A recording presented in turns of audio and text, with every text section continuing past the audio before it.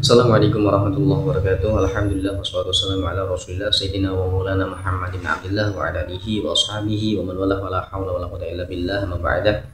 Jadi menanggapi fenomena yang akhir-akhir ini ya marak, contoh kayak kasus habaib lah, terus kasus yang ini baru-baru aja kasus boykot ras 7 dan pokoknya masalah-masalah yang tidak jauh-jauh dari perkara agama lah.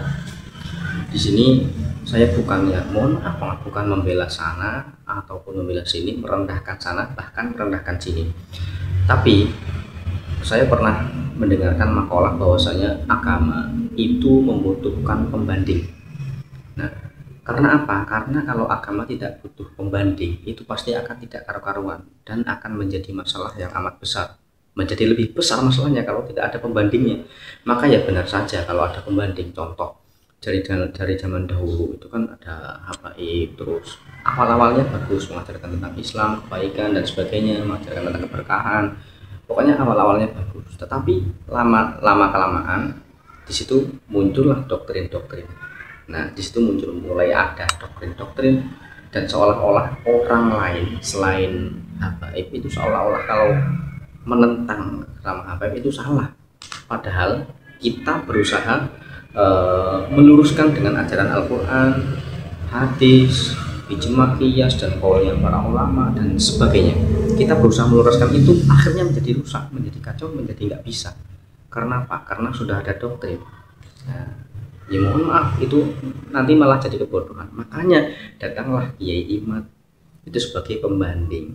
Supaya apa? Supaya orang-orangnya seperti itu, yang oknum-oknum yang seperti itu, akhirnya supaya sadar ya gitu loh.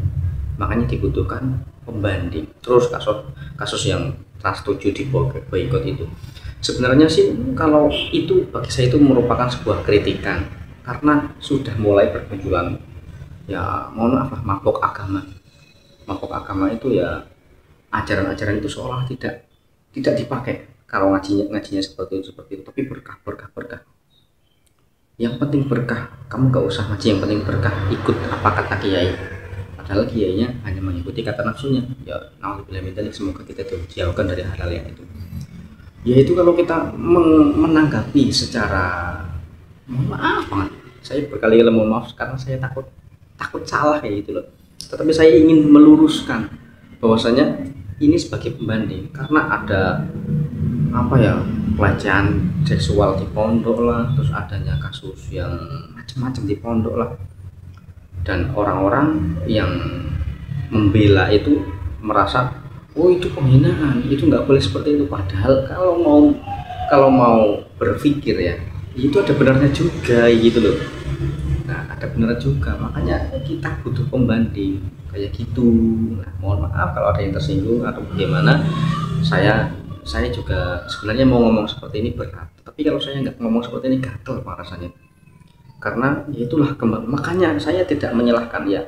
Ada Wahabi mengatakan kita harus kembali ke Al-Quran dan hadis, selalu ke situ. Karena apa? Ya itu karena mulai kita dulu mungkin menganggapnya oh itu apa kok harus Quran hadis, karena ada ya pokoknya kayak gitulah. Dan akhirnya sekarang ya iya juga, ada benarnya juga kayak gitu loh. Itu sebagai pembanding. Makanya jangan sampailah kita terlalu kelewatan, terlalu melewati batas sehingga kita mabuk agama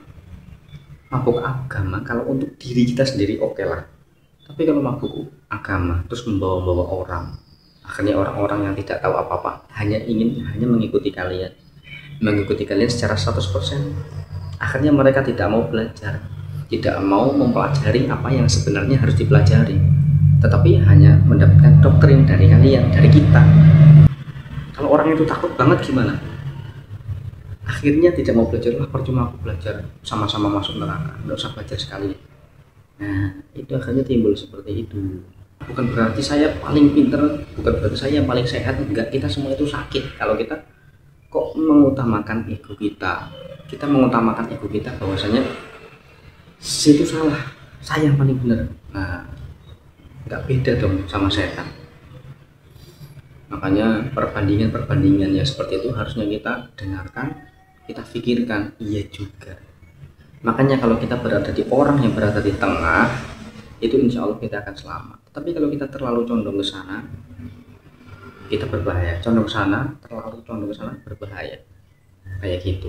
Kita berusaha mengayomi sana sini, berusaha bagaimana caranya tidak terjadi adu domba yang nantinya ditopangin lagi sama pihak sana, di sana topangin lagi dari pihak sini, akhirnya peperangan pecah.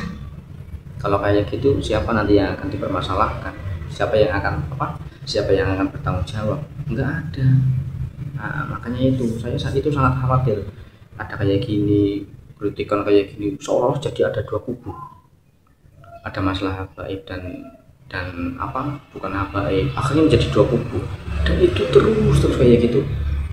Ya mohon maaf lah kalau dari habaib itu mungkin ada yang koreksi, oh iya dari kalanganku ada yang seperti ini salah, maka ya wajar saja mereka mengoreksi nasab kita karena kita berbuat seperti itu.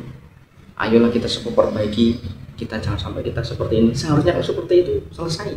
Ada kisahnya ini, ada santri itu kan dipereksekusi oleh Habib lah di sana, karena permasalahannya itu sebenarnya cuma sepele, nggak perlu saya sebutkan, itu sampai dijotosi lah, ditendang dan sebagainya, dan teman-temannya yang melihat itu nggak ada yang berani melerai. Karena apa? Mereka takut kualat, takut masuk neraka. Ini gimana aja? Sebagai kalian semua jadi orang tua punya anak-anaknya digituin, mau gimana coba? Nah makanya kita butuh pembanding, butuh pembelaan. Kita juga butuh itu hukum fikih itu ditegakkan, hukum agama ditegakkan, bukan mabuk agama. Kalau kiainya udah berkata seperti itu, kok seolah kok kayaknya melenceng. Kita buka apakah benar kitabnya seperti itu, kita buka di Al-Qur'annya, kita buka tafsirnya, kita buka hadisnya, apakah benar seperti itu yang dikatakan. Siapa tahu, namanya manusia kan makhluk khoto'wanisen, siapa tahu kiainya lagi salah, bukan berarti kiainya itu salah, mbok-mbokan lagi salah. Nah kita buka, oh ternyata itu selencu, agak keliru. Makanya itulah gunanya akal, untuk berpikir. Kita ngaji buat cari ilmu, bukan untuk mabuk agama. Buat apa mabuk agama? Karena di dunia ini isinya orang itu masing-masing. Bagaimana caranya mendamaikan dunia ini? Bagaimana caranya kalau semua 50% manusia itu berpikir bagaimana caranya dunia ini damai, mungkin selesai masalah. Tapi kalau udah ke doktrin, apalagi ini media yang sangat banyak, ini dari sini bumbunya, video editan, suaranya diganti, terus gambarnya diganti dan sebagainya, terus melalui tulisan dan tulisannya ternyata udah diganti, itu berat banget. Ini di mana zaman benar-benar zaman fitnah. Semoga kita semua terhindarkan dari perkara-perkara ini. Nah, intinya ya saya mohon maaf jika saya ada salah, silahkan dikritik, kasih saran kalau ada kesalahan, dan kita semua berusaha belajarlah. Kita itu harus dewasa menyikapi hal-hal yang seperti ini, kayak gitu loh. Menyikapi, jangan kita condong sana, kita condong sini. Apalagi kalau kita sebagai orang yang dipercaya orang, kita dianggap orang sebagai orang yang ahli ilmu, kita nggak bisa kita langsung mendoktrin, kamu ahli neraka, kamu salah. Mana ada orang yang mau bertaubat kalau kayak gitu? Orang lama-lama juga bosan seperti itu. Nah mungkin video ini bermanfaat. Jika ada kurang lebihnya saya mohon maaf sebesar-besarnya. Bila taufiq hidayah, wassalamualaikum warahmatullahi wabarakatuh.